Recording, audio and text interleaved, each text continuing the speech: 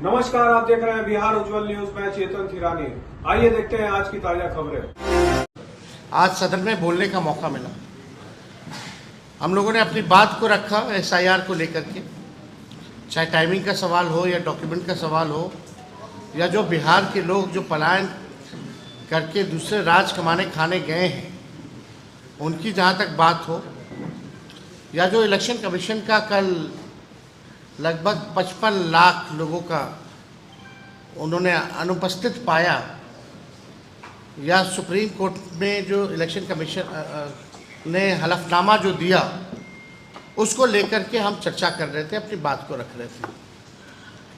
बहुत पीड़ा हुई देख कर के कि सत्ता पक्ष में जो लोग हैं, कुछ लोग बड़े बड़े पद पे बैठे हुए मंत्री हैं, डिप्टी सीएम हैं, इतनी हल्की राजनीति करना उनको शोभा नहीं देता। और अध्यक्ष जी ने कहा था कि हर दल के लोगों से वो बुलवाएंगे, यानी जाहिर सी बात है कि सत्ता पक्ष को भी मौका मिलता अपनी बात को रखने का। लेकिन कुछ लोग हल्की राजनीति करने वाले लोग सदन की गरिमा को गिराने का काम करते हैं। अगर आप पूरा देखें तो अध्यक्ष महोदय ने डिप्टी सीएम को भी फटकार लगाई, कई मंत्री को भी फटकार लगाई कि सदन का संचालन का काम उनका है या नीचे बैठे हुए डिप्टी सीएम या मंत्रियों का है। हम तो अनुमति से बोल रहे थे, लेकिन डिप्टी सीएम का कमेंट आता है जो विजय सिन्हा है, जिनको कुछ आता जाता नहीं है, बकवास करने में दिलचस्पी रहती है, हाईलाइट कैसे रहे, कैमरे के सामने बस कैसे बने रहे, खबरों में कैसे रहे, दिन भर उनका काम इसी पर है। और उनका बयान आता है कि यही बोलता रहेगा, खैली कितना बोलेगा, क्यों बोलने दिया जा रहा है। इस तरह का बयान कितना अमर्यादित है। सदन में अगर विपक्ष का नेता नहीं बोलेगा तो बोलेगा कौन?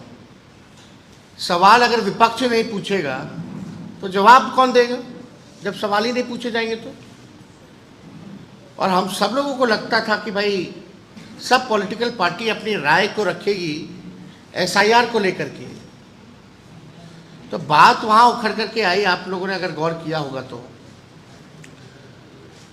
कि हमने कहा कि सूत्रों पर ये दोनों उप मुख्यमंत्री जो हैं बयान देने लगते हैं। इन लोगों ने बयान दिया कि भाई बांग्लादेशी हैं, फर्जी वोटर हैं, नेपाल के हैं, म्यांमार के हैं। और जब हमने सबूत दिखाया, ये बताया कि सुप्रीम कोर्ट के में जो इलेक्शन कमीशन ने एफिडेविट दिया है, हलफनामा जो दिया है 700 भी ज़्यादा पन्नों का, उसमें कहीं भी विदेशी नागरिकों वोटरों का जिक्र इलेक्शन कमीशन ने नहीं किया है। जब किया ही नहीं तो इस तरह का बयान महत्वपूर्ण पद पे बैठा हुआ व्यक्ति इस तरह की राजनीति अगर करता है तो इसका खंडन होना चाहिए। यही बात हमने कहा कि भाई बीजेपी के भी कई हजार बीएलए हैं और उन लोगों ने भी कभी भी विदेशी नागरिक या फर्जी वोटर के बारे में आज तक चुनाव आयोग में कंप्लेन नहीं किया। तो जाहिर सी बात है, बात को बुरा लगा उनको।